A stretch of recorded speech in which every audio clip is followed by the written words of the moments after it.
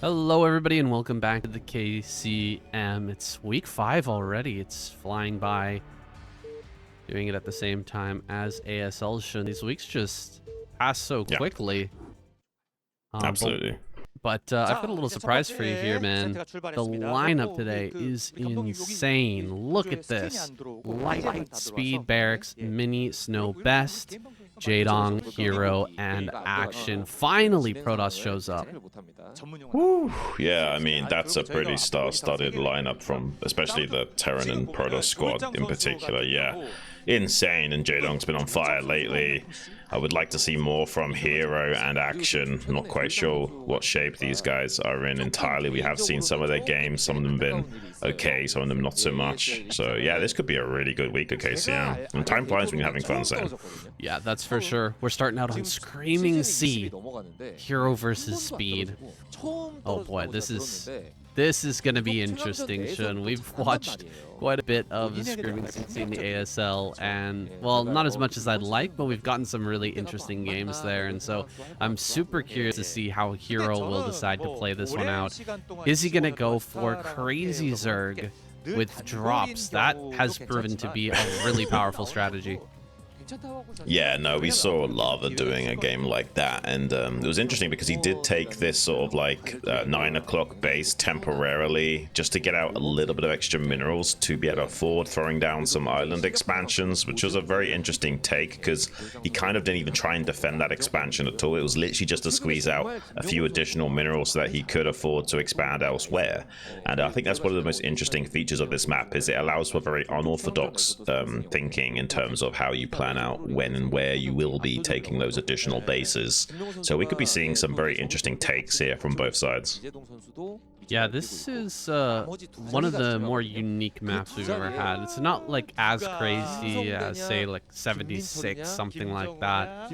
But just the increased rush distance here with the islands on the side, it does throw a very interesting twist here. And we've already got the fast expand, of course, from Hero. Not really another way to do this, but Speed is going to be going into a gas build. So some sort of 1-1-1 with a wall on the high ground there is going to be interesting. Yeah, looks like he may throw down a factory out here on the map.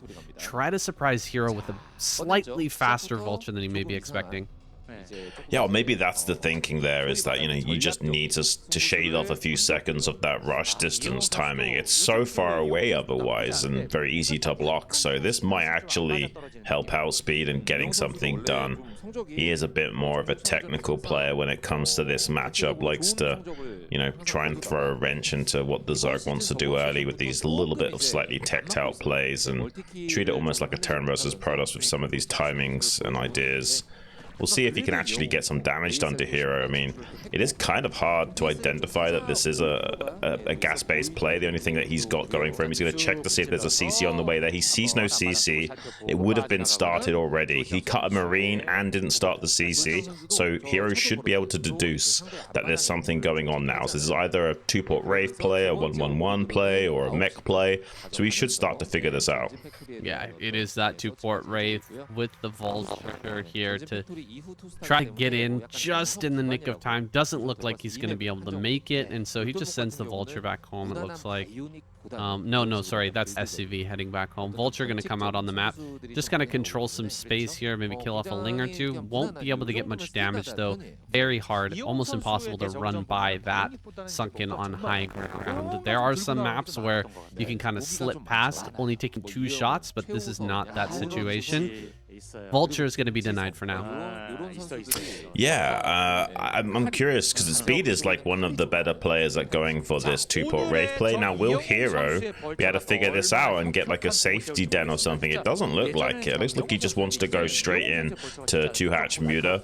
And while this is a very strong build, it does leave you open to a little bit of weakness where you got the Vulture run by to contend with first, but then you've got Wraiths coming into your face and waiting for those Mutalist obelisks to finish up and get into a high enough number to defend is not always possible to be easily accomplished. A nice little trick here from Hero, though. He's got the Zerglings underneath the Overlord and hold position. That's the kind of tactic I like to go for sometimes, just to guarantee that the holes are plugged up in my Sim City. Very hard for the Terran to really do anything about that. If they try and attack, move, kill those Zerglings, the Sunkens will take their shots. But he cancels the Evolution Chamber, allows the Vultures to come in. Drone and Zergling trying to body block, but one is successful in getting into that main base. Only got 4 shots left on it in terms of how much drone hits will be required to give it the Hawk Tour and finish it off. But I mean, so far this is still a sizable amount of damage from Speed. He's technically now going to be pretty comfortable going forward in this game. He's causing a lot of lost mining, killing some drones, and the Wraiths are now in the natural. Yeah, this was gonna be, oh my god, he couldn't get the hit there. You gotta be kidding me, so much damage. I'm really disappointed that Hero decided to cancel the Evo chamber there. Like, there's no reason to get rid of it, and he allowed Speed to slip by. Speed was waiting for that opportunity, and the moment that it presented itself, he immediately jumped on it. He is so scary, like you said, with the 2-port Wraith style as well. So like, this is going to be very hard for Hero now. It's not impossible, but it's going to be extremely hard. Oh man, a drone not even mining here in the natural as well. He needs every tiny bit of resource that he can eke out, and having having that one drone not mining right now is incredibly painful. He can't see that unless he looks at the minimap, guys. Basically, when he double taps his hotkey for his hatchery, that drone is just slightly off screen for him by like a single hex tile. So he has to either move his screen down manually or look at the minimap and see there's a dot underneath that gas. And when you're locked into your normal macro cycles and producing units and hitting your timings, it's very difficult to notice those small glitches in the matrix and actually rectify them. So it's possible that drone will not be mining for a long time here. Oh man, and here comes Speed, gonna dive in on top of the Overlord. One Overlord down already. There's no cloak here, but there's almost not there's not enough to fight really. He's got some Scourge under here, so it's still a big threat. Don't want to fully engage right now, but one-shotting these drones down, it's so rough. It was a long supply block here for Hero, so he's waiting, biding his time for a few more mutas to pop out. Now he can actually dive on top of this. He can try to run this down. Will he be able to get on top of everything? Speed, very good at his micro, jumping right on top. 2 more Wraiths arrive. This might be it, Jun. There's way too much anti-air here with all these Wraiths. Yeah, in high enough number, the Gemini missiles rip through those Mutalisks in the sky. Burst lasers now able to wipe out the drones. As long as you got 5 Wraiths at the minimum, you could start one-shotting all of those drones. He's killed so many already. Finally, a round of Scourge coming out to save the day. But soon there'll also be Cloak to contend with here for Hero. He's actually not gone for a control tower, so actually there will not be Cloak. So he's gone for a completely cloakless 2-port Wraith here so that he can afford a CC early. So he wants a stronger point of transition, and he's not technically all in on these Wraiths. He's turning this 2-port Wraith into more of a semi all-in play, so he can transition. He'll probably transition into getting maybe a Valkyrie or 2 out instead of going for that fast cloak upgrade. The control tower is now on the way, which does seem to indicate a Valkyrie base play from Speed, and that transition might be too much for Hero to handle. Yeah, he's got the armory there in the top right-hand corner. Could make the Valkyrie here. Doesn't have to, though. Could just defend with the cloak Wraiths. It's going to take a while here for Hero to stabilize, get his Overlord Speed researched and come across the map, and by that time there should be some turrets and eventually that cloak upgrade. So Speed here in an amazing spot. That Vulture run by, dude, it completely changed this game. Hero has been having such a hard time dealing with this follow-up, all because of that one canceled building. I mean, like, such a smart play there to put the Lings under the Overlord on hold position to completely deny that, but the cancel, I mean, oh my gosh, it's so painful. Yeah, he's just being a little bit too greedy. I mean, Starcraft is a game of like min-maxing and essentially treating it like a speed running run or something, and sometimes you got to cut those corners to keep up with your opponent, but it also forces you to pay the price more often than not. That's why on the ladder it's better to play as safe as possible and try to avoid cutting those corners, especially if you think of yourself as the better player.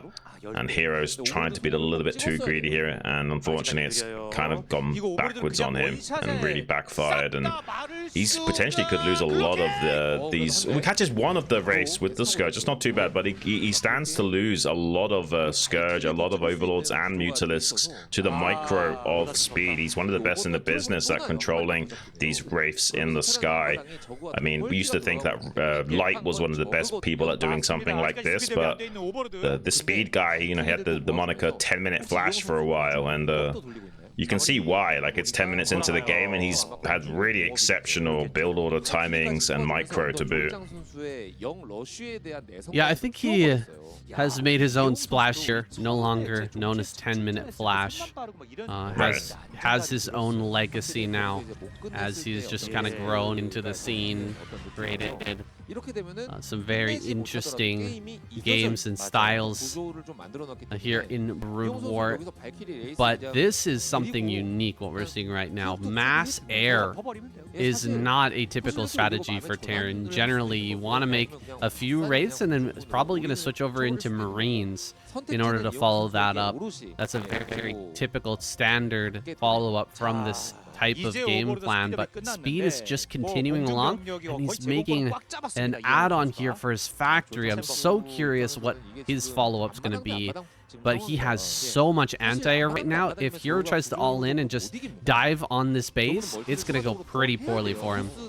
Well, he could try and go for a checkmate move with siege tanks starting to roll down across the map, but he'll have to escort them very carefully, and I think he knows that the point of transition will take a long time here for Hero. He lost a lot of mining time and drones, so he's not quite able to transition out of mass air himself, so he wants to fight fire with fire. He's got the Valkyries in the sky waiting to catch Hero with his pants down as well. He's kind of hiding them for the time being, and he'll poke out with 4 all at once and try and do a massive volley to weaken and wipe out the majority of these Mutas and Scourge from ever being a threat.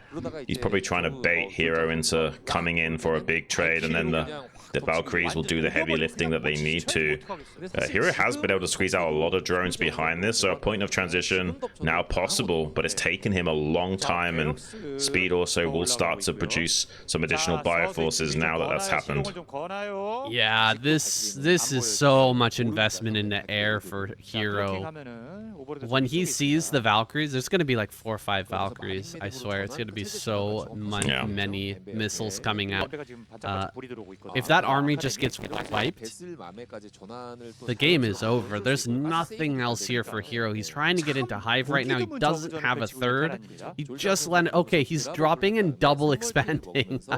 Okay. This is something. I mean, he could probably hold the natural even if Speed tries to come across the map with some Marines. Hold the natural with a few lurkers. It's possible, but this is going to be insane. That's so many Valkyries. 6 Valks? Yeah. You've got to be kidding me. Watch this, guys. It is going to just explode. Okay, he got 2 Valkyries. That was way more than I expected. Yeah, 2's not too bad, but now he has no more Scourge left to, you know, deal with the force coming out and potentially killing these hatcheries that are building. It does take a long time for Wraiths to kill hatcheries, so he probably won't actually sit there and shoot them for the time being. He'll probably want to go into the natural of Hero like this and actually threaten the drones that are already mining while he's not got that many Scourge to challenge this. He can try and pounce on them now. There's 2 Valkyries pretty exposed, does get some connections onto those, but actually kills all of the Valkyries. Now only 1 single Valkyrie remaining, but I'm not sure if there's enough remaining for Hero to take the air superiority away from Speed. He's attempting to do that. Got the +1 Flyer Carapace as well, but so does Speed have that +1 air weapons. So, I mean, it's doing some pretty heavy lifting here for Speed to counteract in the sky. He's probably going to lose that Valkyrie to the Spore if he's not careful. Does, in fact, lose that. Has completely traded out air armies with Hero here, but this definitely is massively favoring Speed. Yeah, Speed's going to run away with that fresh Valkyrie. Going back across the map, there's almost nothing here for Hero, but he's triple expanded. He's going to try and take 3 bases at a time. 1 in the top left, 2 on the islands here in the bottom right. But can he hold on to any of them? He just needs to try and make some drones, get a couple of spore colonies out here and just live, because there's not much on the ground for Speed. I imagine, though, he's building some Marines back at home and getting into a dropship. Yeah, this is looking really bad now for Hero. He is going to make some drones over at this island, try to get a spore out, but I don't see it happening. That's way too many wraiths now. Yeah, I don't think he's going to end up mining much at these bases, at least for the time being. Saying there's a massive transition coming out of Speed. A lot of bio will be produced on the ground. Hero's got pretty much nothing to deal with that as well. He's got the hive tech, he's got a few mutas and scourge to try and help defend in the skies, but it's very brittle what he's going for right now. He's kind of hoping for a Hail Mary or the stars to align for any kind of comeback potential with this triple expansion. He's hoping this base in the top left never gets scouted and that he can just keep squeezing out drones up there to supplement. But it's going to be a long time coming before Hero's going to win this game. I mean, it's so painful. He's got the hive tech, but nothing else. Like, he's got a few mutas, a few scourge, barely any drones mining, and he can't even really afford to transition into a traditional Defiler Lurker style. Yeah, I mean, he's sub 40 supply. It's pretty bad right now, guys. Here comes the drop. That should be the killing blow. Once he gets a drop off on one of these bases, that should just be it. Here comes that drop now, escorted by an absolute fleet of wraiths. So many wraiths here from Speed. Plus, he's got a Valkyrie and he's got Cloak. He's just going to come over, drop here. Spore Colony's not going to save this, and Hero's going to lose some of the few drones he had left. That's pretty much all of his drones. Okay, he's actually going to pick up into the Overlord, run away. Is he going to save those drones? Because the wraiths could easily fly over here and kill that. Oh, the dropship! Okay, doesn't get all both of them connected onto that. I thought one of the ways he could maybe come back in this game is if both Scourge connect with that dropship before he was able to get the dropship down here to begin with, but unfortunately he wasn't able to scout that out. Hero is still in a lot of trouble now. He's building sunken colonies and spore colonies elsewhere. He's going to hope to catch that dropship in transit to stop this base in the center going down. We'll have to see if that's successful or not. Oh, there's the drop. He finds it. He sees it coming, but I don't think he's going to be able to get it. Is there maybe a tank in there now? What if he lets a tank on the other side?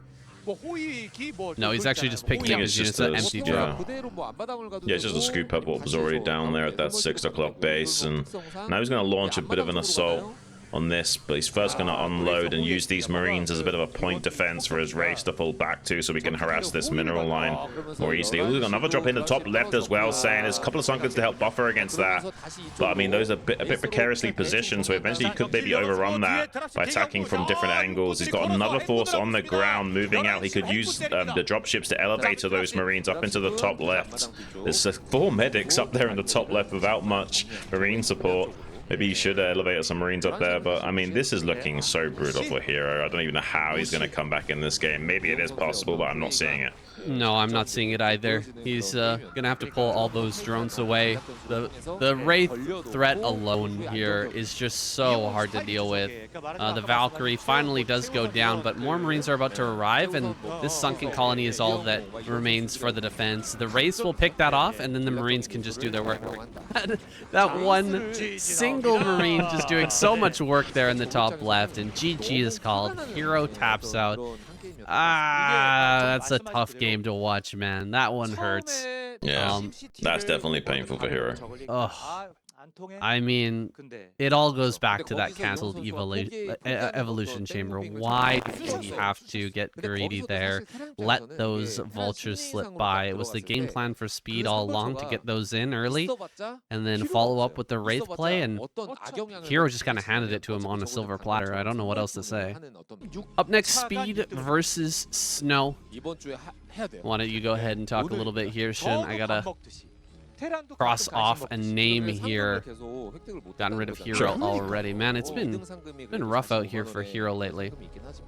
Yeah, he's not been performing. We talked a little bit off air about it, I think I was saying Hero might not have the same hunger for his practice as he once did. He's been this sort of King of Silver second Zerg player for a very long time, living in the shadow of Soul Key and a few of these other great Zergs up and coming. And now that the Soma's back into the scene, Jaelong's looking good. It's probably really daunted him about his future chances, especially in things like the ASL. And I'm wondering, is he slumping a little bit? Is he not able to put out good games because he's just not seeing the light at the end of the tunnel anymore? And that, you know, it's maybe started to grind on his psyche a little bit.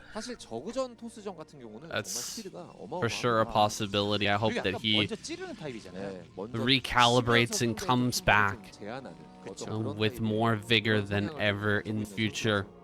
But it remains to be seen. He's been one of my favorite Zerg players for such a long time. It does feel sad to see him kind of fall to the wayside and not really perform at the level that we expect from him, and I'm sure that he's more disappointed than any of us are as fans. Yeah, I mean, some of his facial expressions that I witnessed in, like, his, I wouldn't say too much in case these guys haven't watched it yet, but like his facial expressions in some of his ASL games and that kind of thing, like, definitely does indicate to me that he's not really happy with himself. Even if when things go wrong, I don't even think he's mad at his opponent or mad at the game. It does look more like disappointment in himself than anything. I think he knows better than anyone that he's not performing to his standard. Nice attempt here from Snow to try and get the catch on that SEV with some sneaky probe micro. Their probes are pretty much the most nimble worker unit in the game, so can be used to great effect to harass the Terran and other races with that particle beam. Not successful in killing the SEV, but does slow down the factory by a couple of seconds. Yeah, it's pretty stock standard for Snow, getting in there and just slowing down the build, but doesn't seem like Speed is too thrown off here. He's got his factory in. I think there's a second building there. No, that's just the factory below the barracks, so it's completely fine. Almost gonna lose this probe. Still keeping it alive here, and Speed actually hasn't gotten a scout yet.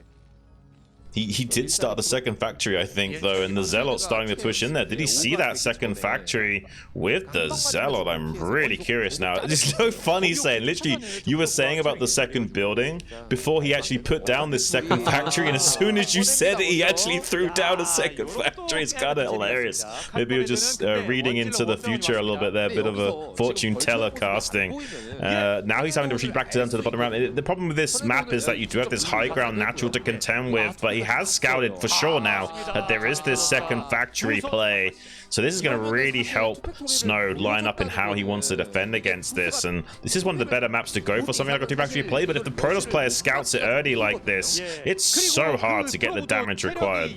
Yeah, he's just going to get a Reaver out, and that's going to be just about that. Snow grabbing his Nexus still. Sitting here on the high ground with 2 Dragoons, range almost finished. He's really going to be able to slow this down by a lot. Speed is in a lot of hurt right now, despite not a lot being lost so far. Just the information warfare definitely going Snow's way.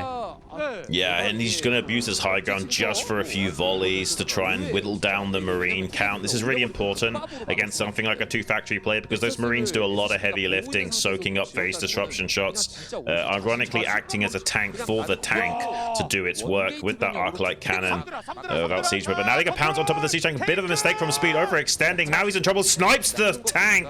Snow looking so good right now. He's doing this with 1 gateway, saying this is 1 gateway versus 2 factory, and he's making it look easy right now, and is kind of running rings around Speed.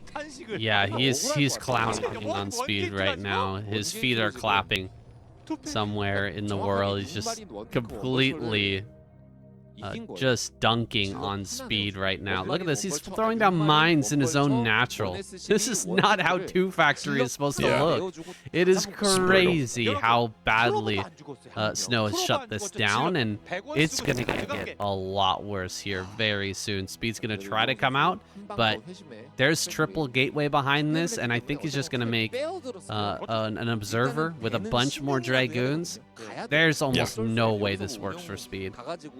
Yeah, he's gone straight into 3-gate Observer. It's the safest way of playing Protoss versus Terran, and if you know it's a 2-factory, this is kind of like a guaranteed counter to it, because you've got that Observer for the mines, obviously, but you also got such a high count of Dragoons in that early to mid-game transition phase that there's not a lot that the Terran can do to fight you back. And if you don't know what the Terran is doing and you're pretty sure he's not expanding, this is a great way of playing, but Snow knows for sure he's not expanding. So yeah, definitely this is the way to go for him, and he's going to have so many Dragoons available. Well, he did all of that with just 1 gateway worth of Dragoons. Imagine what he can do with 3. Now finally Speed pushing out on this horizontal axis. He's trying to lay down mines in the wake of those Dragoons to catch them on the retreat and not allow them to get back to the safety, but Snow's done a good job of playing keep away from those mines. He's also trying to screen against those vultures from snaking around and being annoying. Does hop over the vulture into the natural with a mine trick, but it's not going to be good enough. Now with these 5 goons in the rally point location, he can start to 2-shot these tanks from the high ground. And Speed, even though he's going to start killing a few of these Dragoons off Snow, I don't think this attack is going to be successful.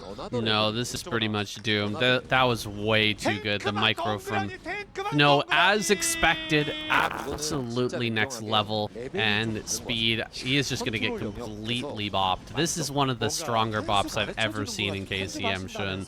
Pretty darn smashed here. Even Snow, I mean, he didn't even really cut many probes to get this done. Like, you can be way safer here in dealing with this attack, but Snow just walked the fine line exactly as he should and handled that with ease. Snow once again reminding us that there are levels to this game. My goodness, absolute smackdown on Speed just now.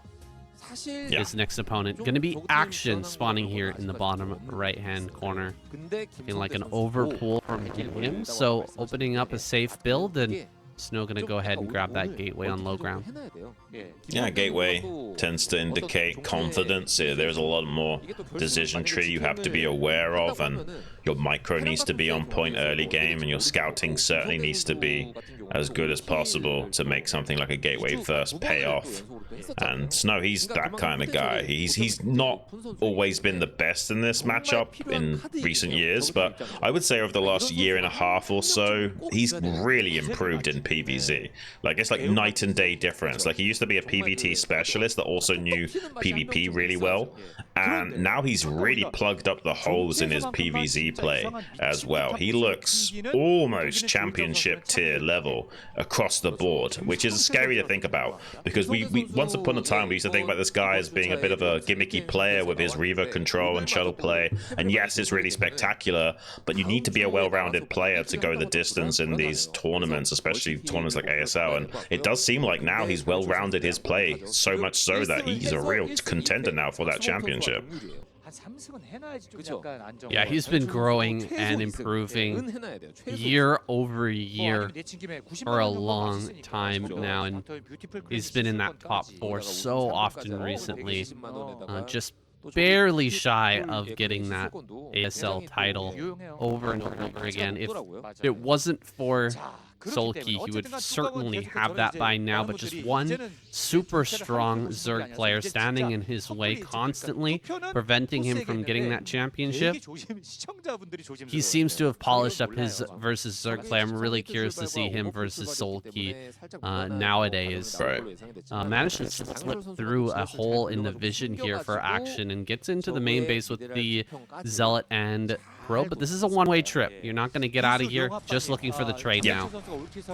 Yeah, the thing with this Probe, it does mean that you can 2-shot the Zerglings with the Probe helping out a little bit. He sneaks out the Probe just before the Zealot dies as well to maintain some kind of scouting information. And the one thing about Protoss versus Zerg is the scouting information is so crucial. You kind of have to hedge your bets if you don't have intel as Protoss, or just, you know, gamble at that point. Whether or not it's going to be some kind of like Ling Flood or Hydra Bust, you kind of have to get as much scouting information. Sometimes you'll happily sacrifice Zealots to do so.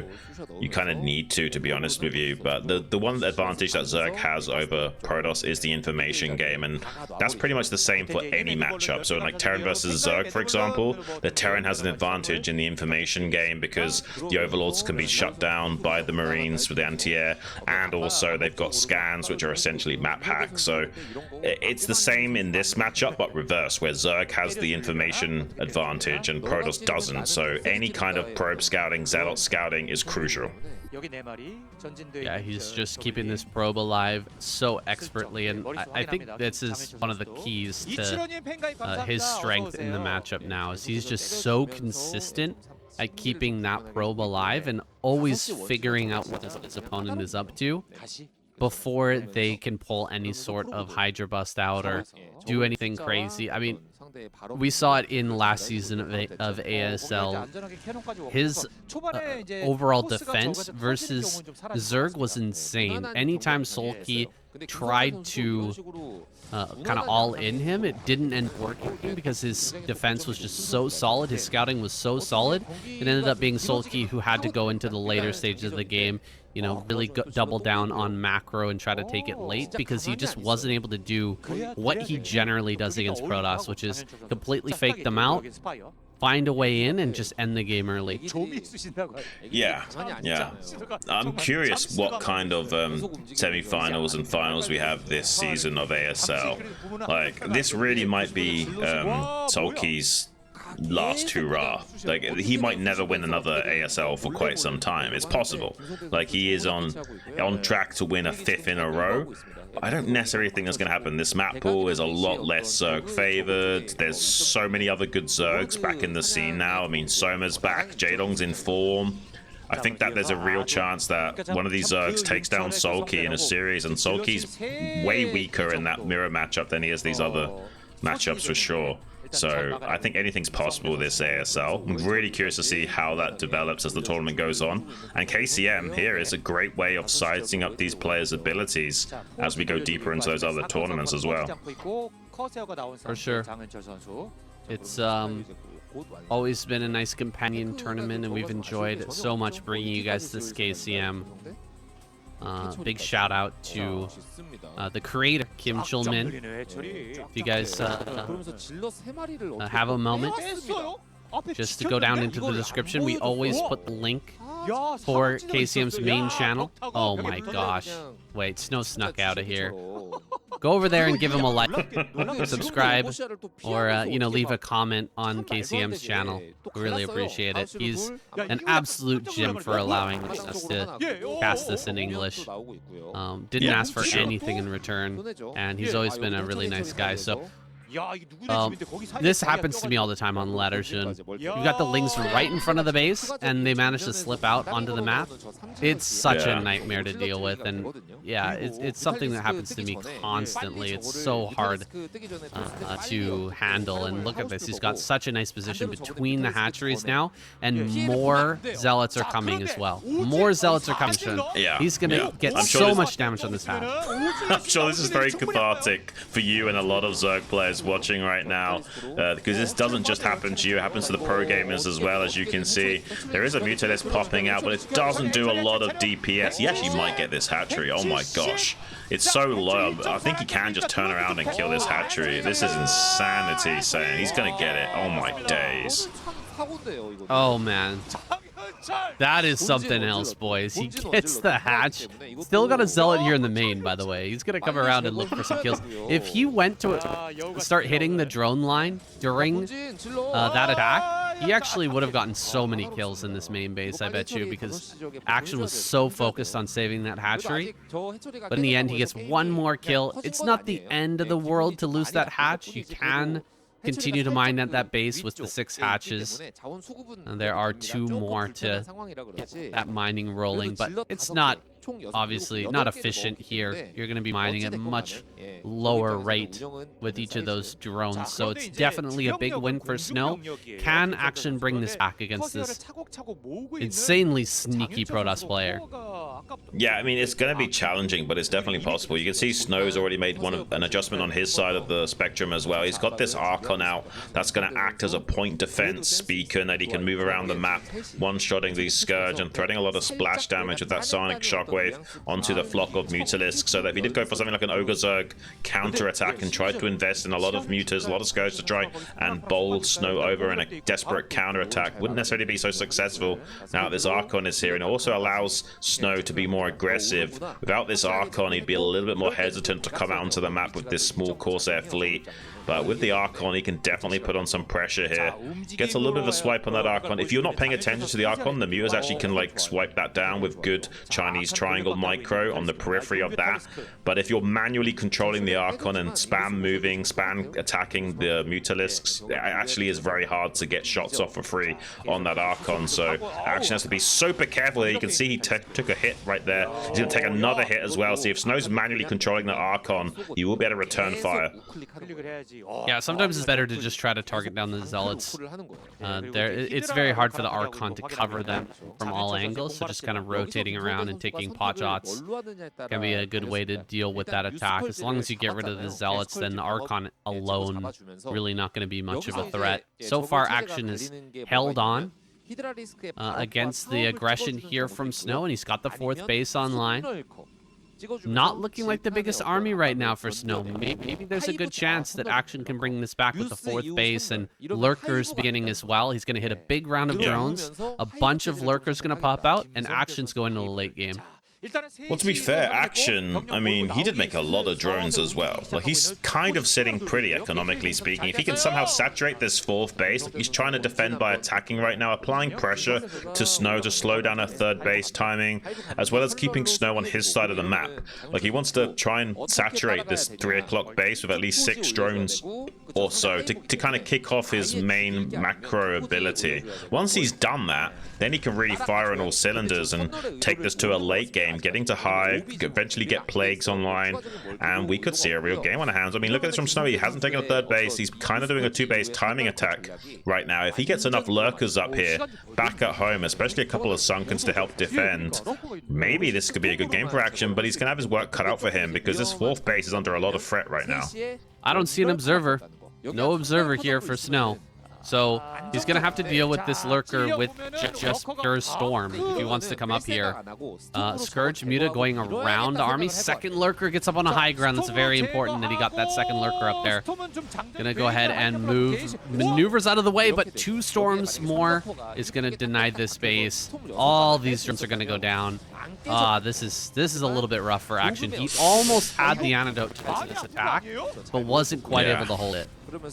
It was a nice idea from Action to kind of like, you know, get those Lurkers up there so he wouldn't necessarily be able to clear them out to kill that base, but yeah, there's just barely enough Storm available to Snow to kill that. He's got a good counterattack going here, though. The Mutas in the main base, the Corsairs are not able to respond to this. There's a massive Scourge trying to zone out the Corsairs from returning home. They finally get a Vector to do so, though, so Action will have to retreat out of that main base to avoid losing too many of these Mutalisks. And it would be great if he could somehow snipe all these Corsairs with those Scourge, because then this Mutalisk will be a much more dangerous threat to the High Templars on the ground as well.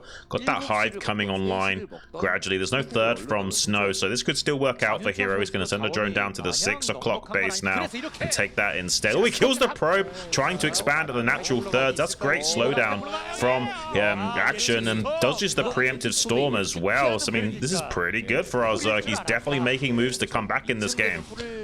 Yeah, the loss of the 4th was very painful, but he's getting some probe kills here. He slowed the 3rd by a lot. Just killing the Corsairs here would be amazing, but dude, Snow is so good with the control. Always staying just out of range of these stupid Scourge when they're trying to get those connections. Great Storm to finish those off as well.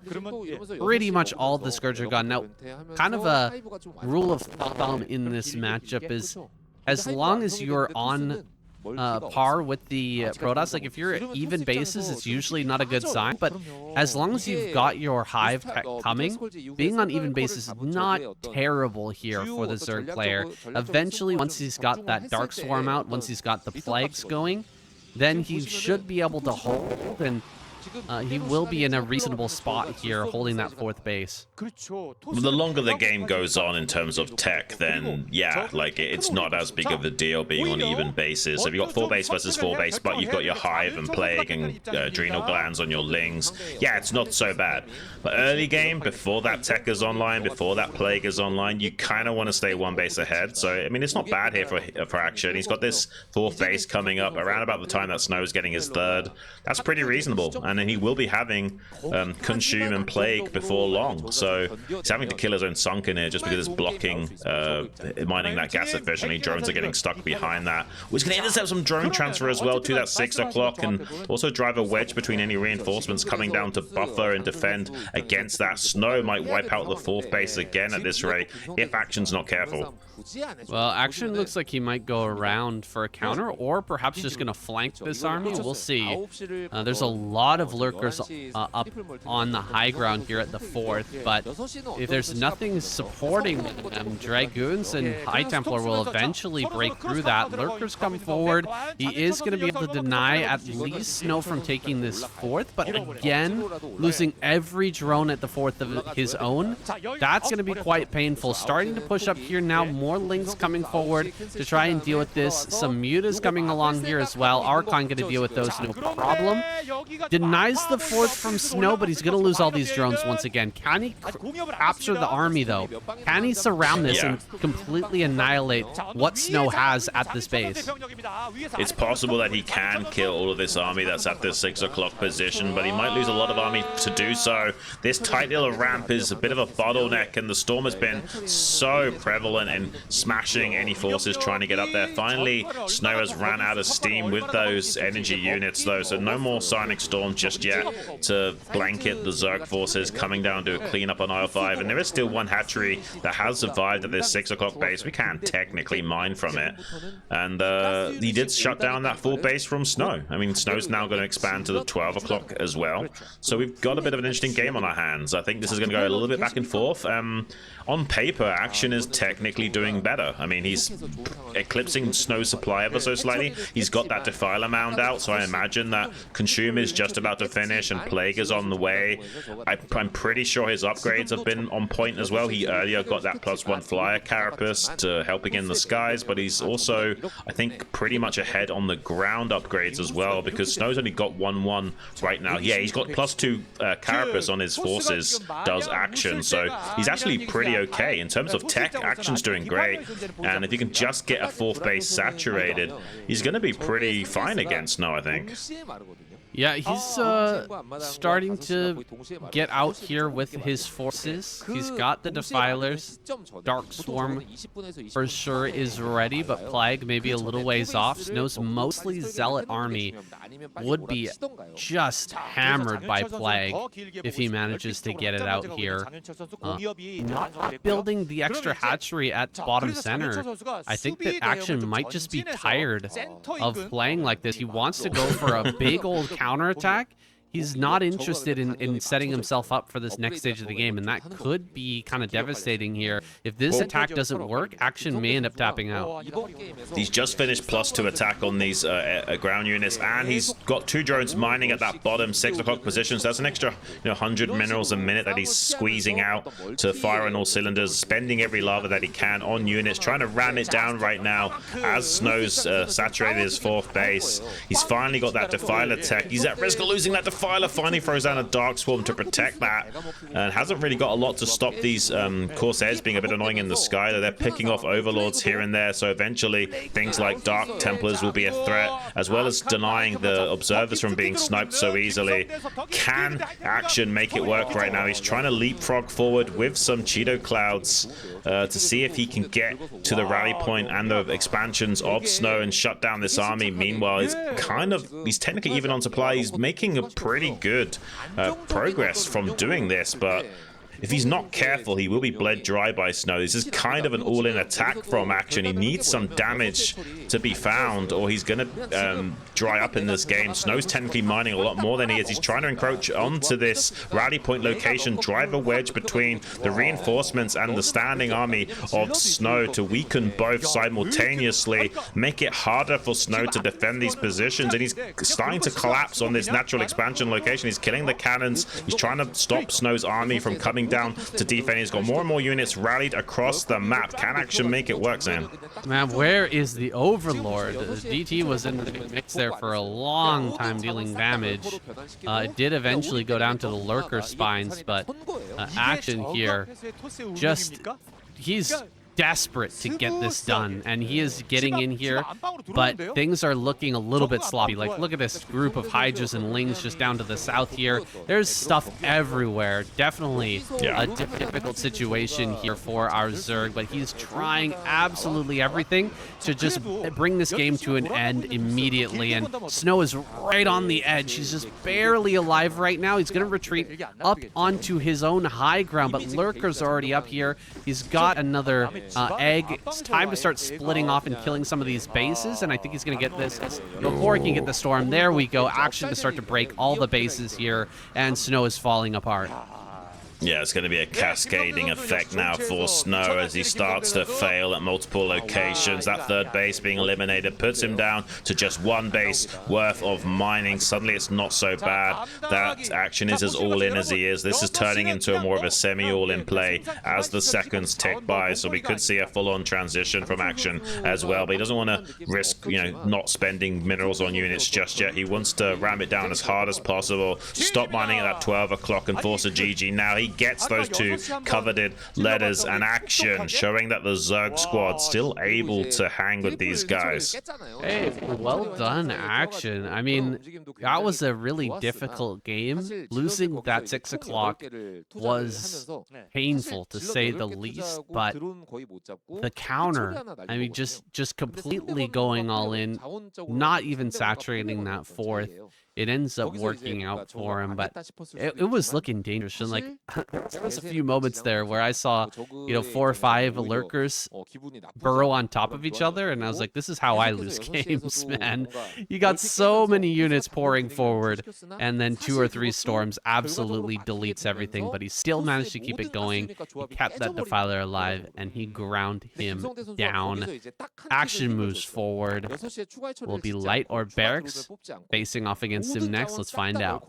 Well, a bit of a caster's curse, I feel like. Last game we talked up Snow's PVZ so much there, and he was doing really well, just kind of pushing Action around, but in the end, that Defiler push, too strong, man. Action busted through. I mean, Action picked the best moment to all in. Like, he realized, if I keep trying to play catch up here, I'm just gonna be outscaled by this Protoss player who's ahead of me. He's getting his 4th base fully saturated before I can even restart that hatchery at 6.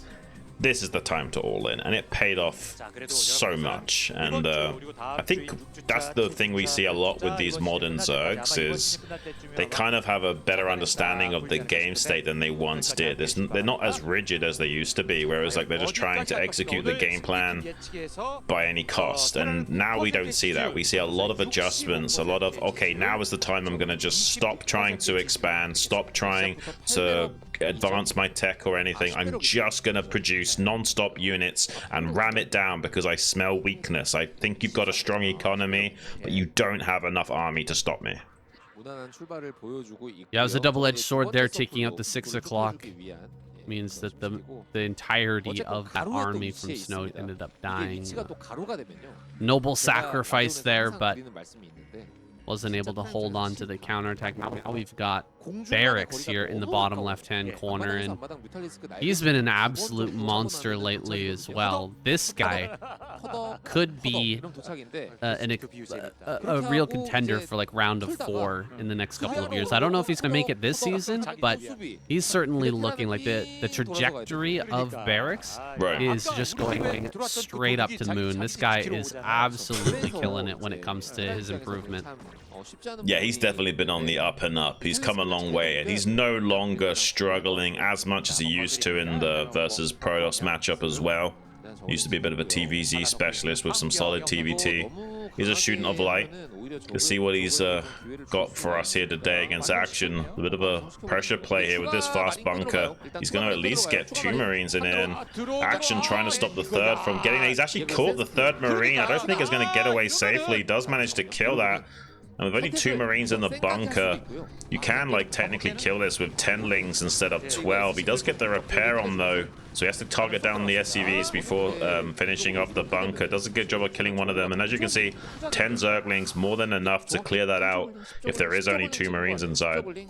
Yeah, the 3rd Marine is where things start to get scary. Action holds this with flying colors. He's in a fantastic spot now. The 3 drone run by there, pretty darn strong, and makes Barracks look a little bit silly for trying something like this against him. Even on close positions here, Radion is a very big map and long rush distance. Yeah, the only thing I don't like is that we haven't got player cams, because I always love the facial expressions of Barracks. It really tickles me deep down inside, saying, because he plays like a deer in headlights with his eyes bulging out of his head, like he's trying to download every pixel from the game into his brain non-stop, and I just love seeing how animated he is. He's not one of these like laser focused, like I'm a Terminator, no expression kind of guys. He's wears his heart on his sleeve, and it's such a funny thing to watch in the ASL. It's been a long time since we've had a live finals of the KCM. I hope that comes back sometime. That would be really fun. Yeah. I can't remember which season that was. But that was a few years ago now, and I hope it manages to get put together. Maybe with that Google sponsor this season, they'll be able to afford it. I hope so. I hope we get to see something like that. Would be special, especially just for the finals. Would be a real treat.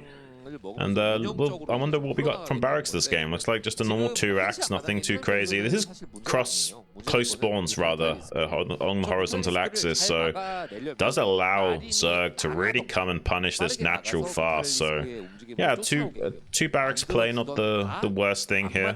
It looks like he might go for a sort of light style 2-ax as well. Like I don't think he's necessarily going to attack with this 2-ax. It's just to have a higher count of Marines, and you know, once he gets like a 3rd and 4th Barracks going, he's going to have a stronger and stronger bio count to try and go for a sunken bust timing later on before the transition into lurkers is fully underway. Adding on some more Barracks here. He's going to really up that Marine count, and looks like he will have all of the turrets online at the right time. Action, can he get some damage going here? Is he just going to transition quickly and do kind of a hero style where you build like 4 or 5 mutas initially, and then just build pure drones and get into a much quicker transition? Right. That could be pretty strong against something like this, where Barracks is adding on all these turrets right now and playing pretty defensive.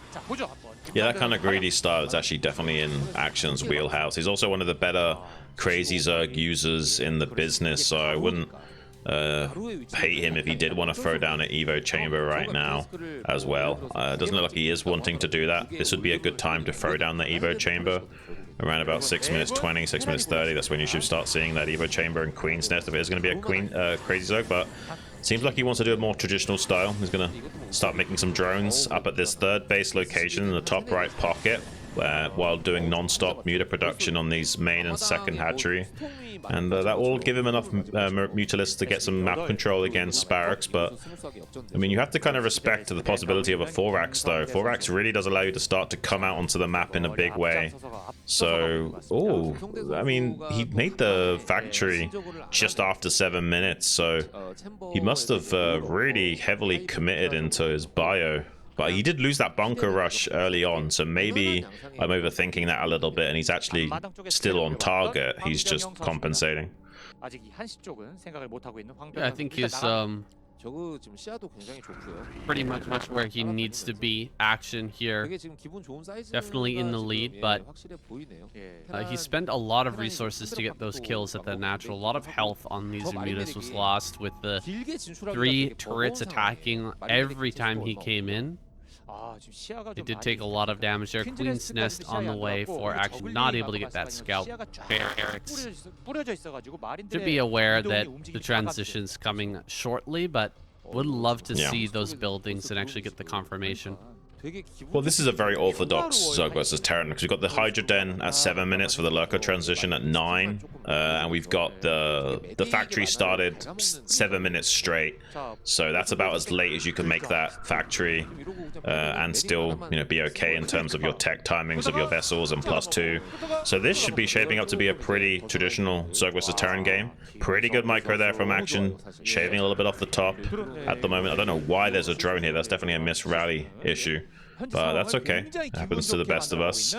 He's got a few Hydras here in the top right. They'll be morphing soon. He's actually pretty late in morphing these Lurkers. He's kind of lucky that he's doing well with the Muta control, because he does open himself up to counterattack by not having those on the way. Yeah, where is that Lurker upgrade? Okay, it's done. Lurkers are on the way now. Second Sunken gonna come up here. No gap between those Sunkens, but 3 Lurkers up at the top right. That should be enough, as long as the Mutas are there too. But if he abandons the position and just lets the Lurkers defend, there's a possibility Barracks just breaks that. Terrans have gotten better and better at breaking open Lurker positions like this with just good targeting.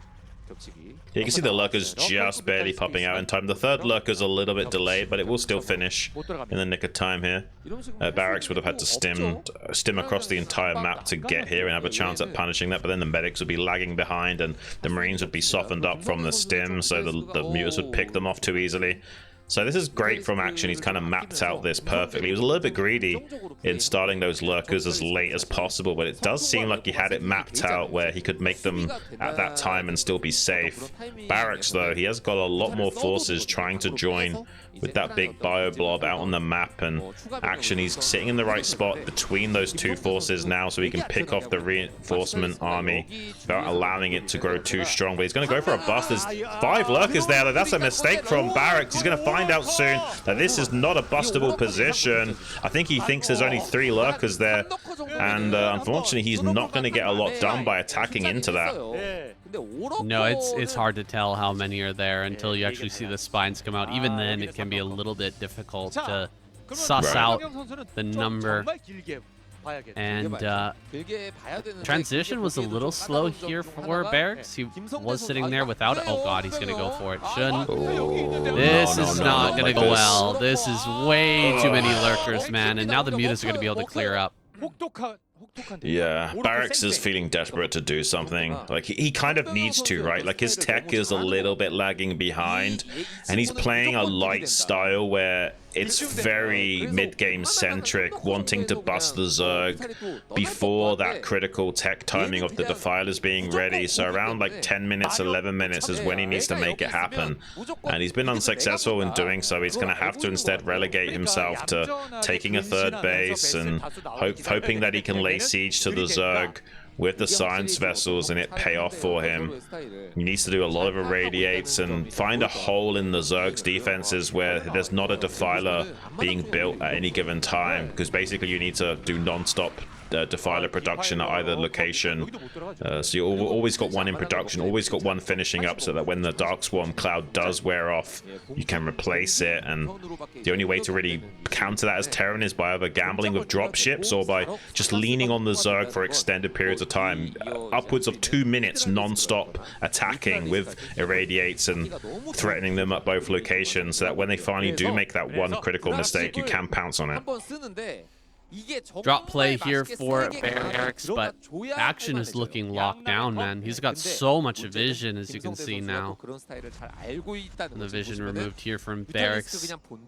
Action basically sees everything. He's got vision all over the map, and I don't think these dropships can move out without getting spotted unless they move through the top side of the map. Mutas are going to be sent over here to the top right. He's got Lurkers in position to defend that base as well. Action is in such a good defensive position here. It's really going to be a challenge for Barracks to get any damage done. He is going to expand during this, and we could just see a much longer game here. Maybe if Barracks just... Oh my gosh. Okay, he does get that. Oh my gosh, that science vessel... So crazy balls on that guy, but he does end up going down. I think the Overlord spotted those drops, by the way, coming out of the natural. I think they could see it. If he did, that's insane. Yeah, that's kind of crazy if he did. He's going to double expand, take this natural in the top left as well. This is a good kind of comeback mechanic for Terran. If you go up to full base Terran, get additional gases online, you can eventually make things like battle cruisers as well to put on pressure to some of these gas expansions and, you know, eventually equalize the game that way. But the reality is that Terran versus Zerg is all about that mid game and timing attacks, and that's why the Zerg is being so defensive right now, because the longer the game goes on, the better it becomes for the Zerg player, especially once they've got that fourth gas online. He's going to poke in here with the science vessel, trying to bait the Scourge out so he can kill them. Oh, the Overlord spots those dropships for sure now at the 3 o'clock, and he's got the Scourge in position to catch them as well, saying, oh my gosh, he's going to come in from both sides. Mutas from the top, Scourge from the bottom, get on top of him. He's going to force an unload as well now. Oh, this is just so painful for Barracks. He's going to lose everything besides like 1.5 dropships worth of units. Ooh, that is a satisfying kill for Action, man. Oh, no way. Oh, and he's going to find this drop in the middle, too. I don't know what was going on with that drop. It just kind of got sent out there. Ends up getting picked off. There's very little hope at this point for Barracks. Like, he is going to expand and grow and continue to be scary, but Action is taking no damage. He's got a huge supply. He's, oh my god, killing so many SCVs at this base. You've got to be kidding me. That's so much damage. I mean, Barracks is trying to be scary right now, saying, but he's wearing like a dollar store Halloween costume, so it's not really, you know, paying dividends for him, and I don't think Action is phased at all, and he's going to be the one acting as the hunter, and Barracks will be the prey now as he starts to ravage some of these SCV lines and really cripple the comeback potential of Barracks in this game, taking a lot of the steam out of his engines so that he can't keep chugging along and, you know, transitioning to something like battle cruisers or whatever. He's not going to have the minerals to do that anymore after losing that many SCVs, unfortunately. He's going to be struggling just to fire in all cylinders with these Barracks and science vessel production alone. So yeah, not much hope for our Terran contender going forward, unfortunately. Yeah, some crazy things can happen. There are opportunities still to potentially break through, but Action is just going to be so big here. Look at all the ultras popping out. He's about to have that +2 carapace finish up here soon, and there's not a lot of vessels to try and deal with this. Building 5 dropships really cuts into your production times. He's got only 3 vessels total. And now we've got filers and ultras here, so Action is just going to be so difficult to deal with.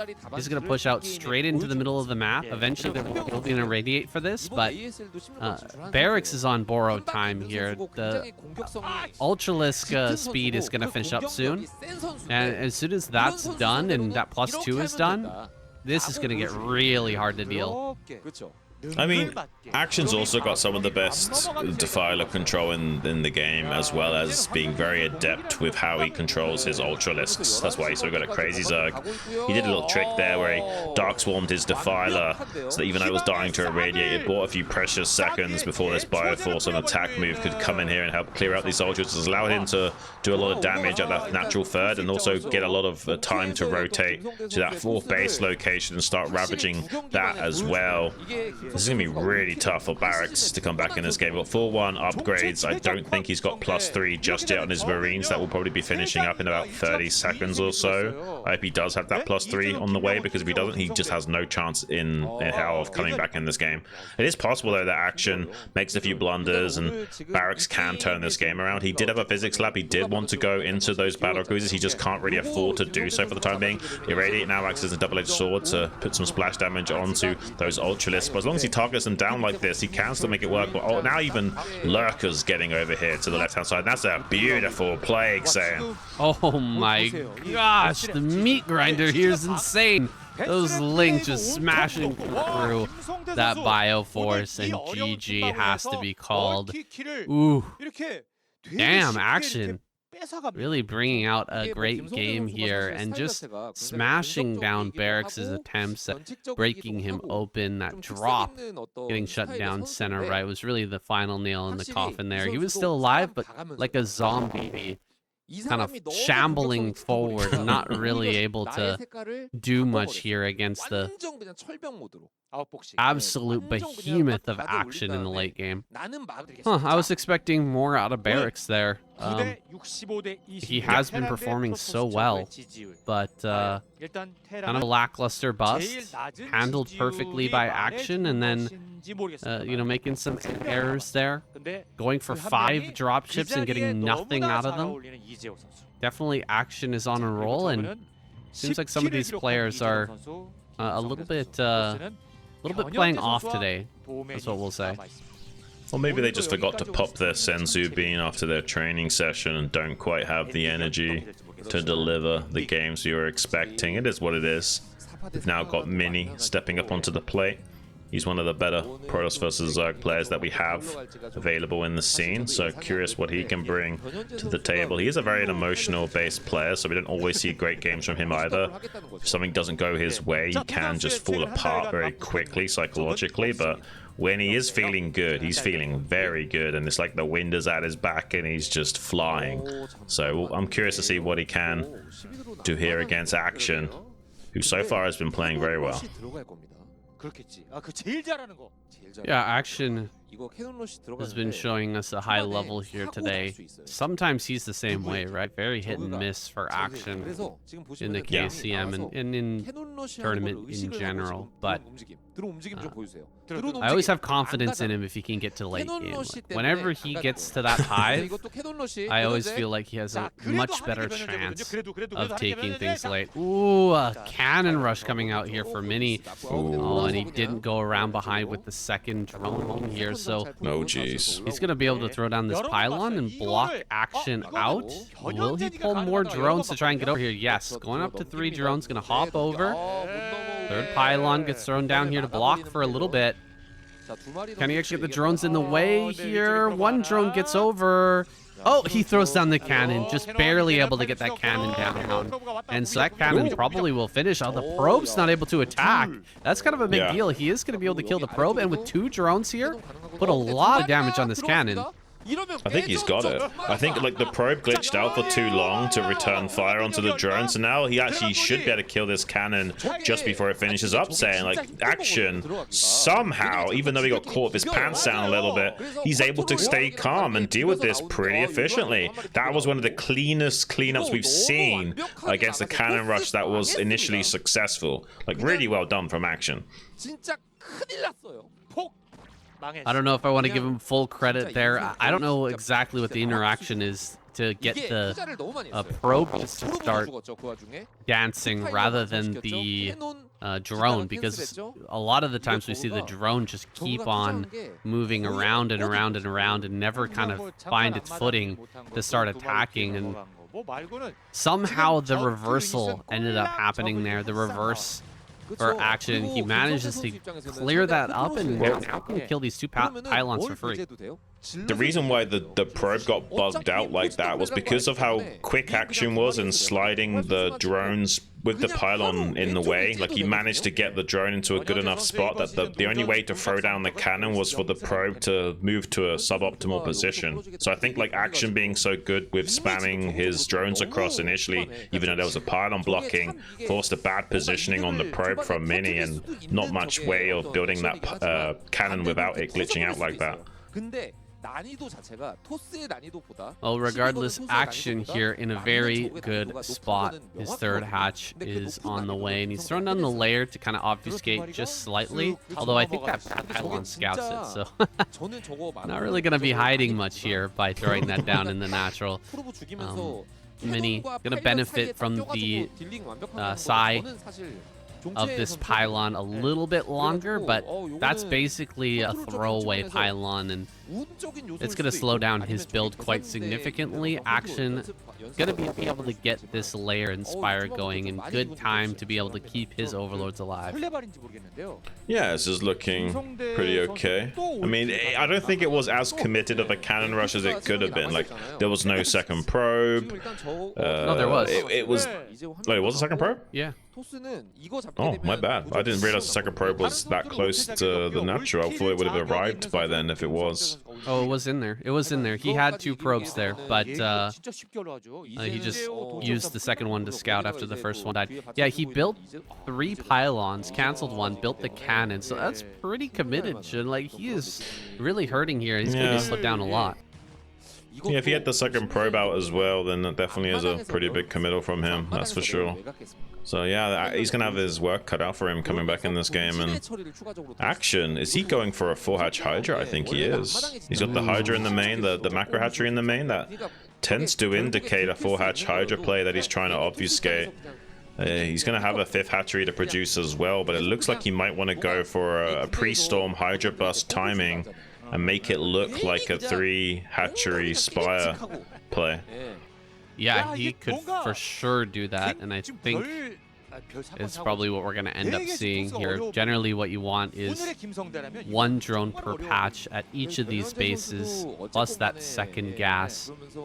He's got the evolution chamber here as well, just a cherry on top. He is in a very good spot, so might as well get that upgrade going as well, and you will be getting his overlord speed here very early on with that layer. Not going to really have much use initially, but he could also get into, like, he could try to get over here with the Hydra bust, force a lot of cannons, and then make a bunch of lurkers and just completely contain Mini. Very hard to come out on this map. Yeah. He's got a pretty decent drone saturation. This could be like a pretty all-in play from Action still, though. Like, he can not make that many more drones. He doesn't have to, though. Like, he can also just transition and really fake out Mini. Like, now that Mini's seen the Hydra Den in the main and the extra hatchery in the main, he might be thinking, oh, it's a pre-storm timing. And then Action's going to be like, well, now that you've scouted that, I'm just going to expand. I'm not even going to do that anymore. And that might really throw Mini off, although it does look like he's calling Action's bluff for the time being. There's not a lot of extra cannons that have been thrown down in response to this. So, yeah, maybe Mini reading into the fact that this isn't actually going to be a full committal from Action. He's maybe selling him a bit of red herring.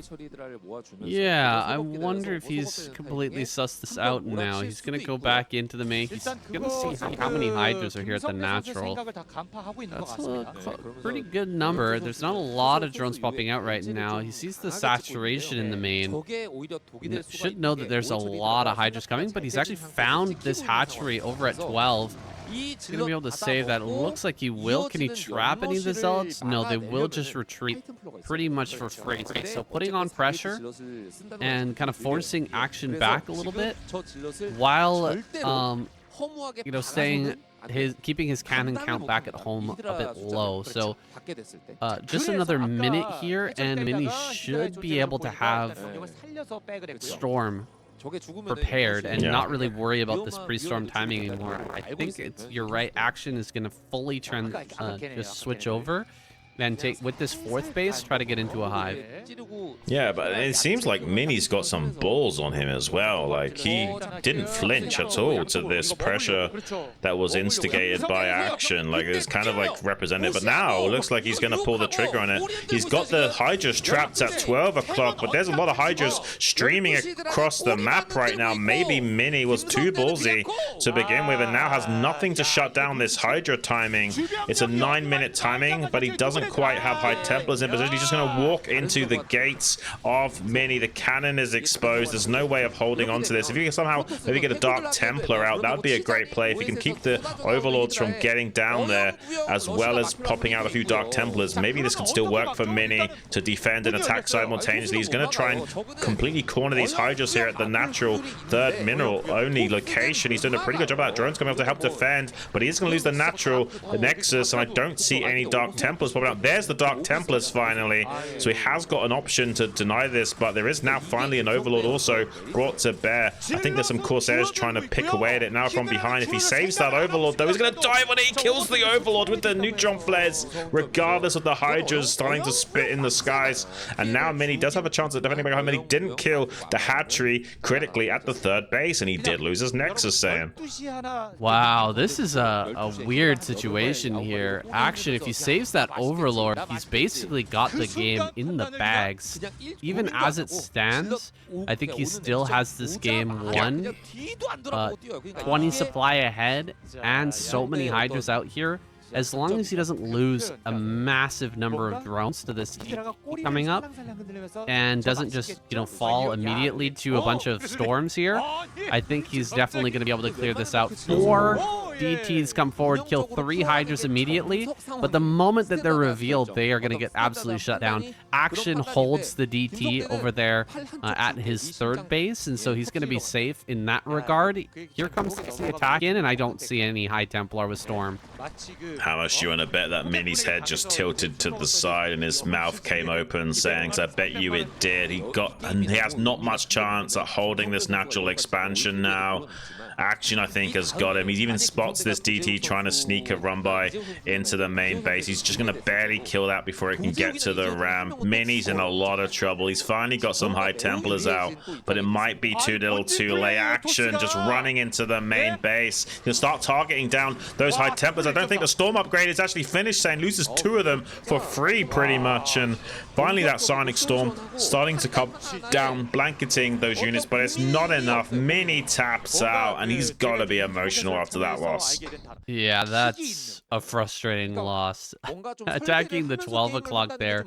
I thought it was a really good move, you know, surrounding those Hydras and getting on top of all that, but not having any cannons back at home and not having High Templar in time, definitely a big error there. Even a couple of DTs at that moment would have really changed this game, but he had nothing in that wall. Absolutely nothing, and gets completely punished. Let's jump into our next game. Action on a rampage. Triple kills so far. This next opponent going to be light spawning here in the top right-hand corner. The final hope for Terran. Definitely a strong contender. Will he be able to take down Action here on Metropolis and end the spree? Yeah, we'll have to wait and see, Sam. Actually, while we've got a bit of time here at the start, I just wanted to do a little bit of a shout out to our fans. Stan and I recently started a duo casting Patreon page, and honestly their response has been kind of incredible for such a short time. So big shout out to you guys if you have helped us out, even if you just signed up for free or for a couple of bones our way. It's so greatly appreciated. The Patreon page is called Saiyan Jun Duo Cast. That's SAIYANXUN Duo Casts. And yeah, big shout out to all of you guys that have already supported. It's meant the world to us. Absolutely, guys. The link will be in the description down below. I also want to say that I recently opened channel memberships. And the reason I did that is because, for one reason only, YouTube offered me some money. So they've been trying to get me to open it for a long time, but they never offered me anything before. Offered me some money to open it here, and so I've gone ahead and done that. Not really going to be any, you know, membership-only content there, but if you want to help out, want to sign up, I'm also getting a bonus, I guess, for the first 30 days for each additional sign up. So if you want to sign up, there's no pressure, or there's not going to be anything, no reason to generally sign up to that, but it could help me out a little bit here. So yeah, thanks for all the support, guys. We really appreciate it. Yeah, that's pretty cool. Oh, speaking of which, though, we might be doing some member-only content for Patreon, right? We were talking a little bit about that. That's something in the works. Yeah, that's maybe in the future. But remains to be seen. If you guys haven't already, and you know, even if you're not gonna sign up for Patreon, you should definitely join the Patreon page. You can get some good information about other duo casts we're gonna be doing for the future. as well. So yeah, even if you're not going to sign up there, just go ahead and join for free, and we will be giving you guys information about possible future Patreon-only casts, but also about all the other casting stuff we're doing, including SCSL and ASL and all that good stuff. Right.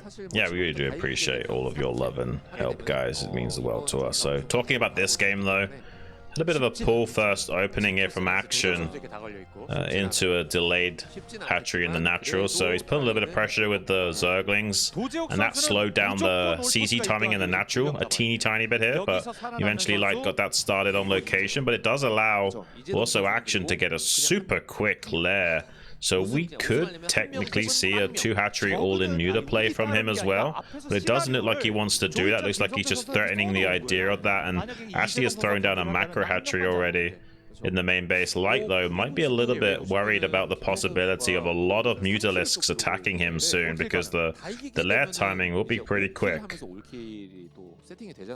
How did he manage to get the hatchery out here as well? Oh my gosh, these pro players are something else. He's managed to turn this into a 2.5 hatchery despite going for a pool first opener. And yeah, this insanely, this very fast Spire as well, this very fast layer. It's incredible what you can do with mineral boosting, Shun.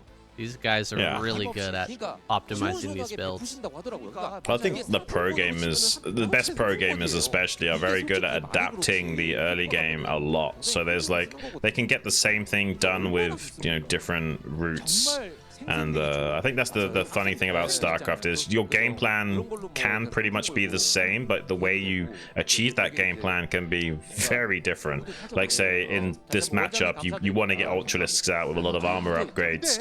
You can either do that with Crazy Zerg and jump straight into those Ultralisks after your initial mutas, but you know, the safer way is to go from mutas into lurkers, into defilers, into Ultralisks. But the end goal remains the same. It's just a matter of how you get there. Whereas they're even so good nowadays that they can optimize their build orders insanely well. The way they're able to adjust on the fly and like be safe against one build order while still accomplishing their goals is kind of crazy. Looks like Action sacrificed speed in order to make all this happen. You can see he's still not finished that speed upgrade, so the money had to go somewhere. The money had to come from something to really get all of this out. The extra hatchery and the quick spire, plus, you know, the early spawn pool. So sacrifices were made. It's not a perfect build. It's not like he's cheating or anything like that. He is still running by the same rules as everybody else. He just gets more out of the juice out of the oranges, you would say, Shun. Out of this early game than most other players would be able to. And now he's got a good clutch of mutas here. He's going to start to harass these bioforces out on the map and look to get us around. No third base just yet, but Action sent a drone down to the bottom left. Let's see if he takes the natural or the main. He's actually making a lot of Sunkens right now, and to be fair, he didn't make too many Zerglings early game, so I guess he's compensated that way by not investing too heavily into these Zergling units, and he cut making speed upgrades, so he can justify making more Sunkens as well. And having the Sunkens, even though it's a big investment, doesn't mean he can be more aggressive with these Mutalisks, and there's not much counter-attack potential here from Light. So, ooh, even a Zergling stab into natural expansion. There's no bunker or Marines to stop the Zerglings in the natural, so maybe able to pick off one of these turrets as well. Nice little play here from Action, being very technical at the moment and kind of pulling Light apart ever so slightly. He's also opened up the pocket here in the back of the main base. Slowing down the factory timing is also crucial. There is no SCV building that factory right now, and it's already ticking by to almost 7.5 minutes, so slowing down that starport +2 timing and vessel timing is a very big deal, as well as getting this many SCV kills. This is quite an investment. Action built a lot of sunken colonies, so cut into his drones at the natural. Wasn't able to afford the third base during that. Marine down there as well. That's quite funny. That Marine was in the right spot. Denying the hatchery would be huge, but it's not able to see that on the high ground. And so Action should be able to get that down here once he has enough minerals to do so, but for now, just keeping the pedal down, pushing the issue here with the mutas in the main base, and opening up a pretty good harassment location on that right-hand side. The boot-shaped part of the main base is open to Action's harassment. Yeah, this is really nice play from Action thus far. He's sacrificed a lot on his potential economy, and he's playing a bit of a two-base style. We did wonder if he was going to go for a bit of a all-in Mutalisk style play, and he kind of has done that in just a bit of a roundabout way. It's still paying off for him no matter what. And with those Sunkens, there's not much real counter pressure that the Terran can do. Usually you've got the Marines on the outside threatening the idea of a counterattack to force the Zerg to be honest and respect the possibility of the Terran just coming across the map and killing them. But with these 4 Sunkens here, he doesn't have to worry about that. And now he's even got some Zerglings out to support these Mutalisks, maybe going for a Sulky-esque style cleanup word-like to move out now. And he could also bait the Marines into the main base, and the Lynx come into the natural expansion. He's actually going to pounce onto these Marines in the natural expansion anyway. Light trying to come down the ramp to defend against this. He can't go too deep with those Zerglings though.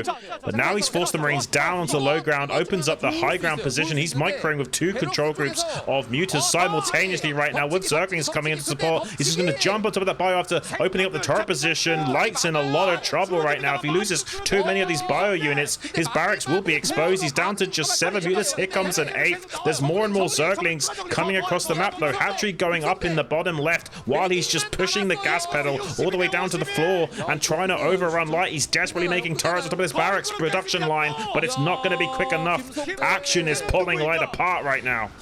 Yeah, Light was too skimpy on the turrets here at the barracks. Only 1 turret while he's constantly non-stop making mutas. Definitely an oversight here for Light, but there was so much action going on with this Zerg just harassing the main base, and there's the GGG called out. Action gets another kill here. Really impressive showing from him. 1 game away from an all kill now. Could be the final game of the night here. Action down in bottom right on Litmus best here. Top right. We're sending out this probe now, throwing down his pylon at the front. We're going to see Nexus first out of him, or is he just going to go for a really standard play here with Gateway and some pressure, possibly a Forge first? It would be sad to end this entire series with just some Lings getting into the main and dealing a bunch of damage.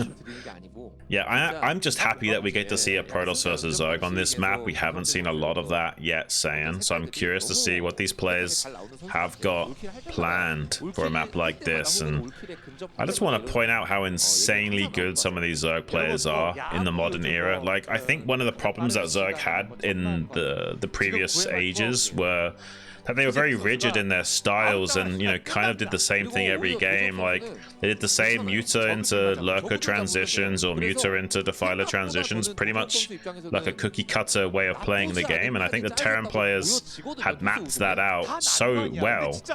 But because the Terran players got so good at mapping out what the Zerg wants to do, the Zerg were like kind of forced to innovate to avoid those critical Terran timings. And one of the advantages for going for a 2-hatch style is it puts the Zerg into the driver's seat. So if you're going to put yourself into the driver's seat with that 2-hatch Muta, why not stay in the driver's seat and kind of ram it down with that 2-base centric style and really apply a lot of pressure to the Terran, who's kind of cutting corners and being a bit greedy.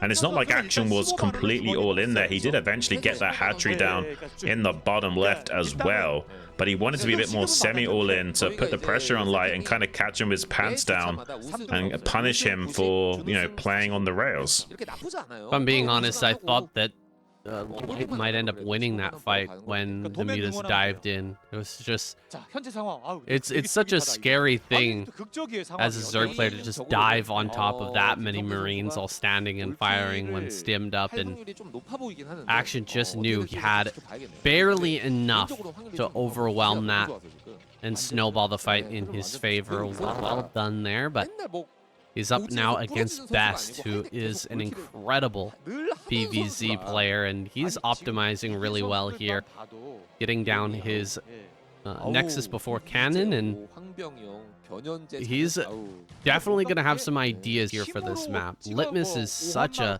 strange kind of awkward map to try to play on. I'm very excited to see how these guys will be playing PvZ today. I'm wondering if things like Mutalisk plays with the Ogre Zerg style will be even more popular because you got that additional gas available to you. Can make a lot more Scourge and Mutalisks than normal. Also, as the Protoss player, I mean, having that additional gas means you can make a crazy amount of High Templars. It's easier to tech into a Dark Archon and things like that. So yeah, I mean, we could be seeing a bit of spiciness thrown into the mix here. Well, it seems like there's going to be a 973 opening from Action to kick things off, wanting to put pressure onto Best right away. And if Best's scouting is not perfect, maybe this will blindside him a little bit. It is kind of hard to scout on these maps if you're not on top of things, and the Zerg player is, and he's able to shut down these probes and zealots from getting into the main. He actually probably wants to sacrifice this zealot or two to get that scout off, so I won't be surprised now to see these zealots really hard commit to getting into the face of Action, just so that he can have a chance at seeing if there's anything like a Hydra popping out or how many drones are being made. That would definitely be advantageous for Best to just find out about that information, but Lings are here with speed now. And this is a good surround so far. Might not even lose a Ling, actually. Diving on top of this, gets a surround fully, and won't allow any information to slip. This is a really hard situation for Best now. May even lose that third Zealot as the Lings kind of chase down. Oh, he barely missed it. That was so close. Yeah. Maybe he can go around this now and actually get some info. Diving here on the natural. Probes barely blocking. Lings are going to get by into the main base. Uh-oh. That's a scary moment, but you know what? This might actually work out for Best. He's gonna get that Zealot into the natural and find out about the Hydras here. Yeah, this might pay off long term, but he is going to take some damage into the main base. Does see those Hydras with that Zealot, so it does help him out. Now he can start to make additional cannons in that natural expansion. He's at least 3 on the way right now to be super safe against this. Has that cannon preemptively started in the main base as well to put a clock on those Zerglings doing too much in the main base. Definitely could stabilize for Best the longer this ticks on.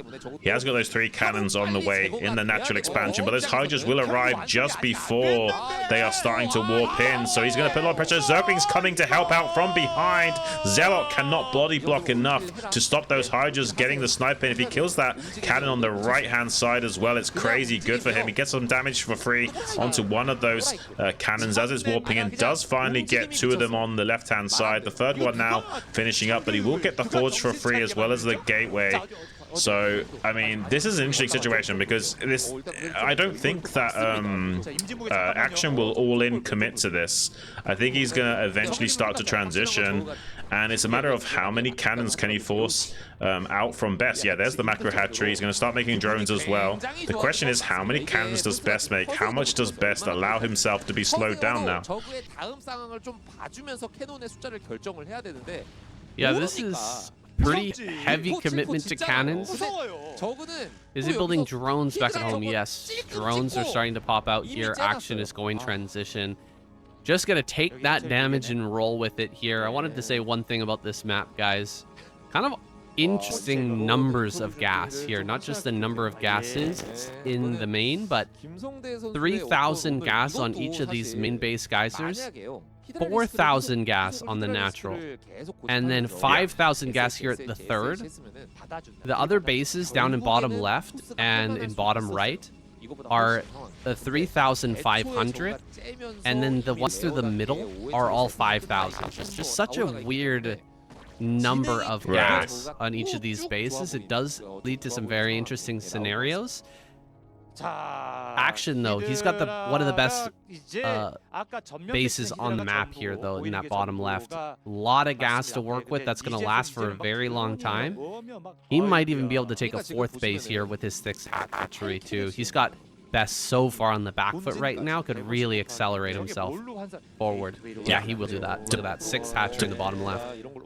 To put this into perspective for the guys at home, so 3,000 gas, you can mine that in 10 minutes. So you're going to be mining out a lot quicker on those gas. It's like 16.5 minutes for the usual 5,000. So there's two ways you can approach this. You can double dip that gas, get a lot of gas quickly, or you can, mine one gas at a time and switch over to the other gas when it's mined out. And then you got 1,000 gas more than you would usually have in a traditional game. But having that flexibility of doubling up that gas for a short period of time also is crazy good in a lot of these matchups, and also allows you to do very unorthodox styles of play, like a one-base Terran or what have you.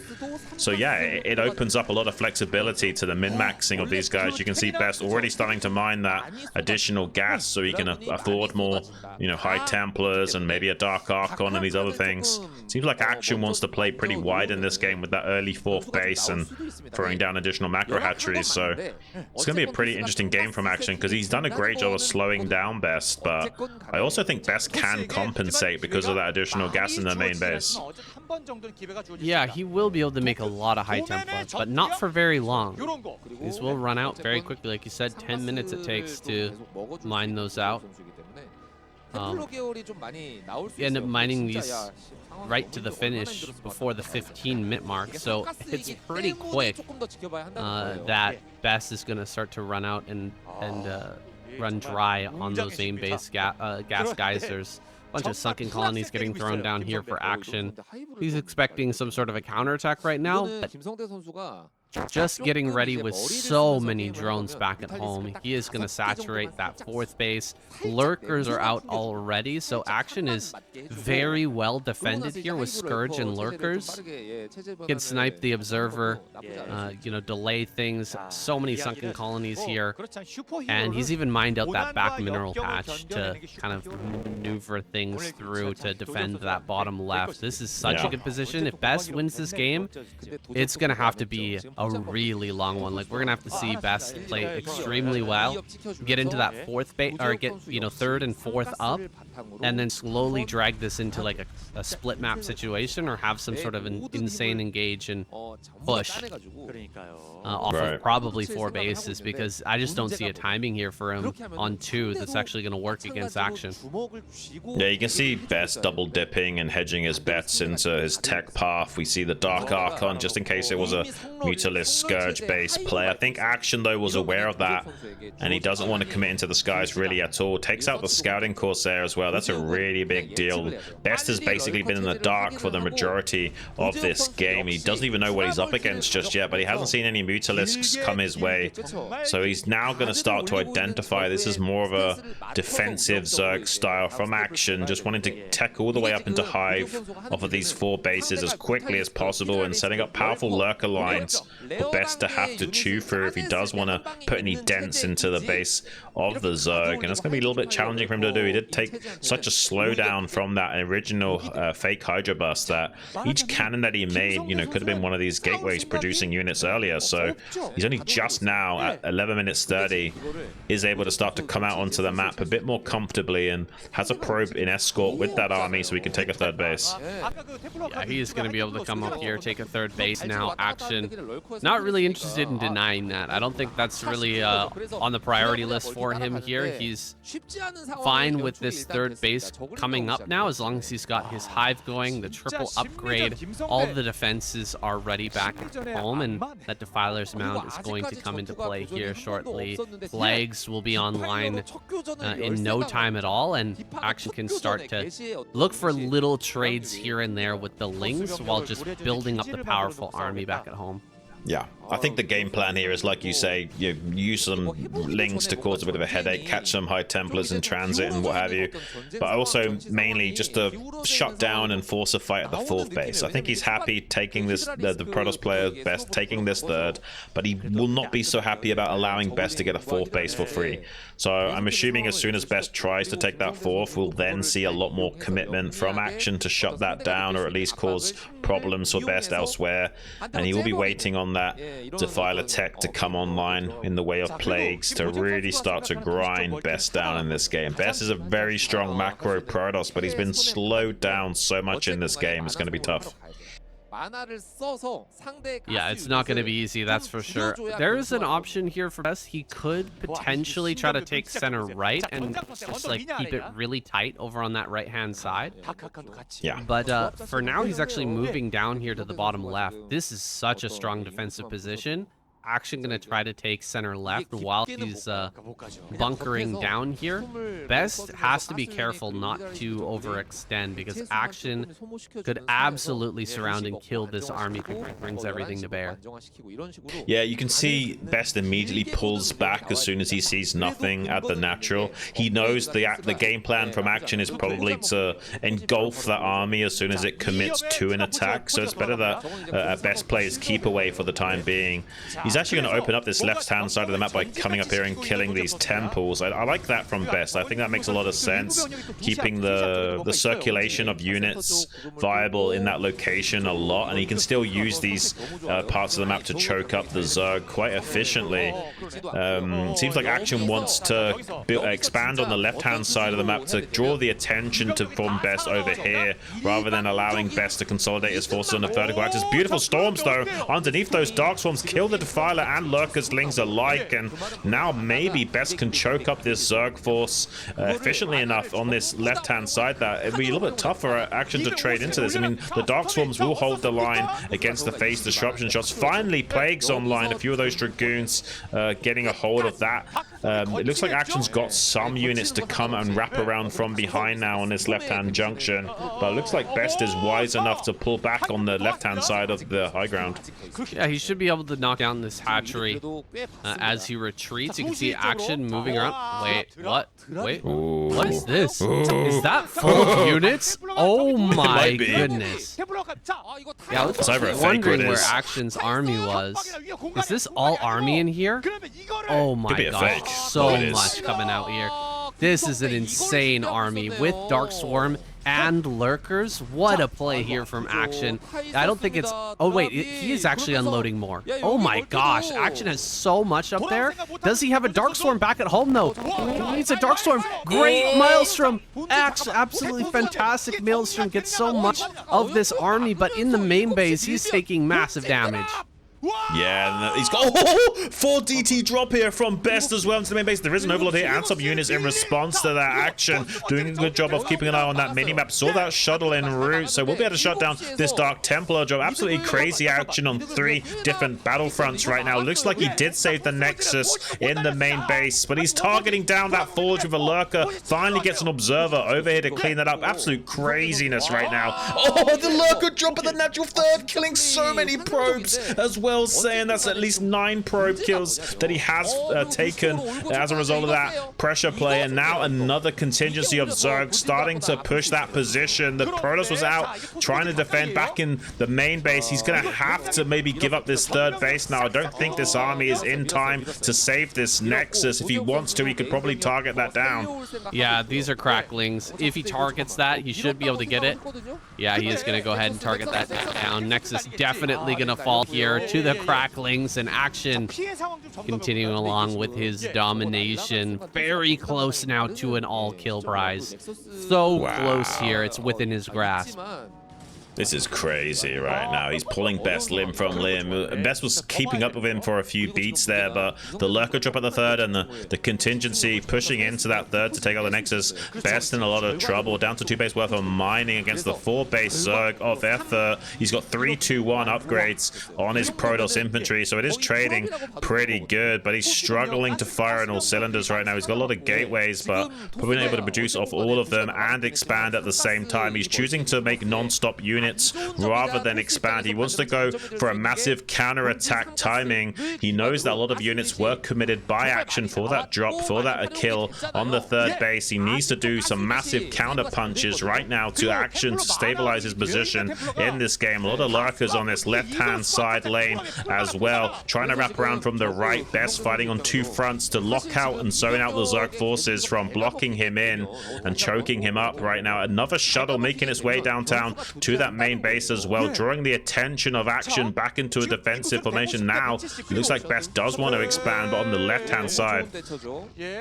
Yeah, this is not really going to get too much done for Zealots right now. Not quite going to cut it here. Best maybe he'll be able to stop the 5th base.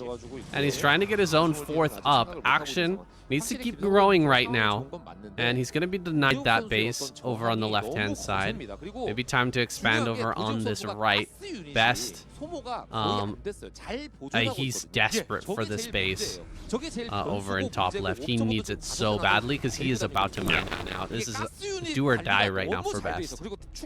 Yeah, he's basically standing on his last legs. He's got a strong upper body, but he's got pencil legs right now. Let's see if he can maintain his own body weight as he starts to shove it down. Now at the natural 3rd of Action, who's wrapping around from behind, trying to lock this army into a committed attack so it can never get away. That's a massive plague potential as well. He's not targeting down that Defiler. There's that massive plague dousing those Protoss forces with a lot of chili sauce now, making them even more delicious to devour. Best is pretty committed into this base to do as much damage as possible. I'm not sure a retreat is viable for him anymore. Some forces of Action now wrapping around from behind to gobble up those weakened units as well. He is going to probably kill this base down here at the natural 3rd, but he's going to lose so much of his standing army to do so. Yeah, the benefit, I mean, he actually gets the hatchery as well. Oh my gosh. Yeah. This actually went surprisingly well for Best. I think Action was just caught a little bit out of position. He had a lot of lurkers on this left side defending 4th base and not many forces ready to defend that 3rd. And so Best kind of got into position, blocked out the reinforcements from coming over to kind of flank that army, and now he's going to come in to this base again, try to get even more pressure going here for Action, force more reactions out of him. Oh, a drop of lurkers there in the middle of that fight's kind of funny, but he should be able to hold on to this position. It's just great for Best because he's meanwhile holding that other base, and you can start to see how many high Templar can be made on this map. Even though a lot of these gases are starting to run out, he's just got so much gas to work with. So many Archons are being made right now for Best. Yeah, this is interesting that we have this many Archons being produced due to the extra gas that's available to him. He is starting to chew through those defensive lines of Action as well. A bit of a scrappy game that started to occur. Can Action stabilize? He was in a great position for so long. Losing that base and those valuable minerals might start to come back to haunt him. Best with that lifeline coming up. Now his newly established 3rd base could really help propel him forward in this game. It's going to be tough to expand on 2 fronts now, though, for Best. He might want to consolidate all of his forces and defenses onto the left-hand side of the map and take the base all the way over to that left-hand side. If he does want to keep expanding, might be a bit precarious to defend on 2 fronts. If he does take the right-hand side, he looks like he wants to shut down a base that doesn't exist for Action right now. He's assuming that Action has this base on the right-hand side, which he doesn't actually. He's taken the 9 o'clock base, which has just finished up recently. This is going to be a very strange game because this allows Action to keep all of his forces on the left-hand side of the map as well, so he can attack and defend simultaneously.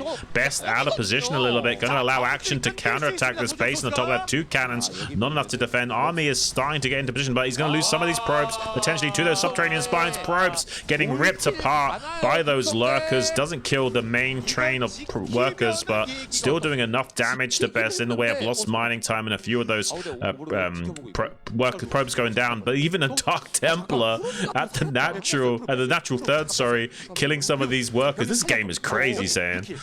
Yeah, this game is insane, but really, this is kind of showcasing Best how good he is at taking fights. Like, yeah. He is so good at battling in this game, whether it's versus Zerg or versus Terran. And that previous battle that ended up taking out the 3rd, I didn't even think that was possible to win that fight. But now we are here with so many High Templars, so many Archons pushing forward. I can't even believe he's remade this army to this degree. That's so many Archons pushing in. Dark Swarm is really going to slow things down. Plague on that matters literally not at all.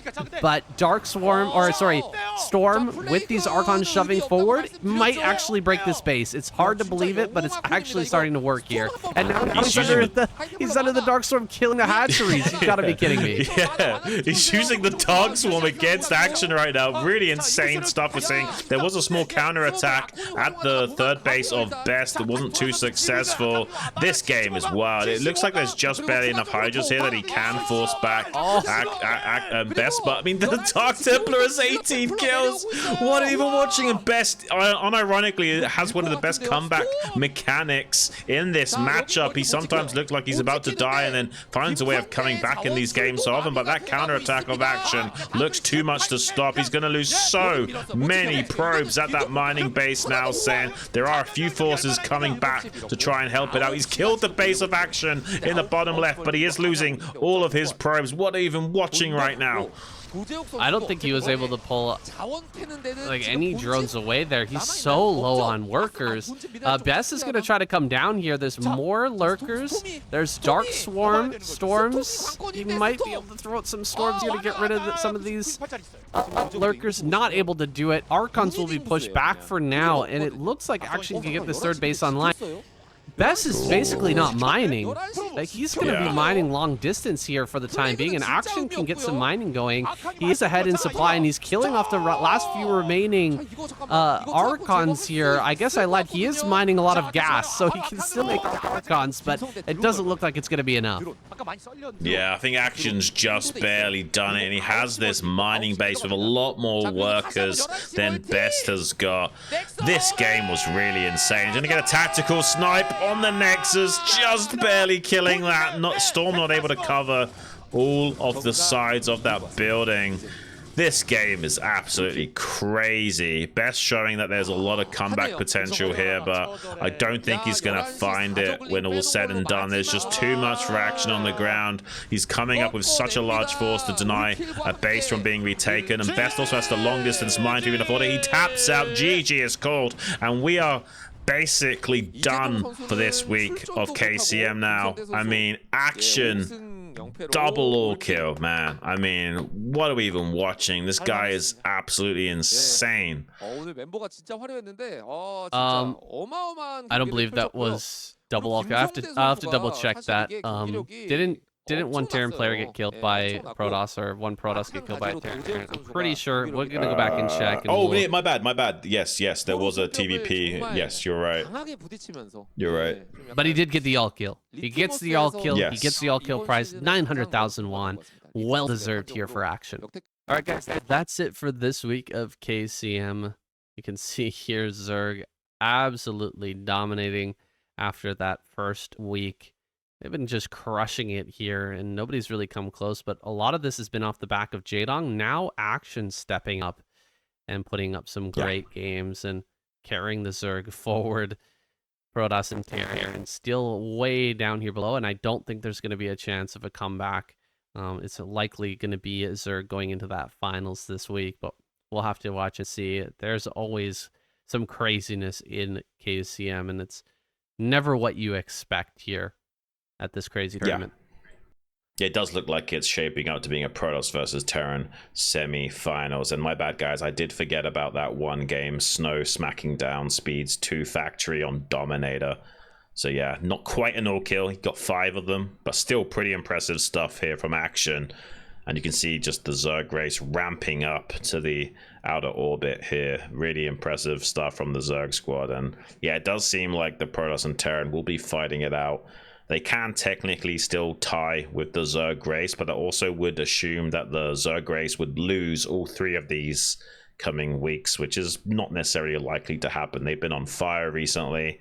We'll have to go back to the drawing board, I think, for Protoss and Terran and try and think of new ways of dealing with Zerg, because they've been coming up short in recent years. That is very true. Protoss and Terran not really showing up in KCM, and ASL's been dominated by Zergs recently as well. It's a Zerg's world right now. I definitely think we need to see some more innovation from Protoss. We need to see Flash come back into the scene as well. That's going to be an amazing season when Flash finally does come back. We saw little hints of him here and there. He's still playing, and he was in KCM week 1. But I really do think we need that guy back, and I'm looking forward to seeing him return to the scene. Well, I don't think he'll necessarily perform anywhere as dominant as he used to, but his approach to the game might be well received because he'll think about things in different ways than some of these other Terran guys will.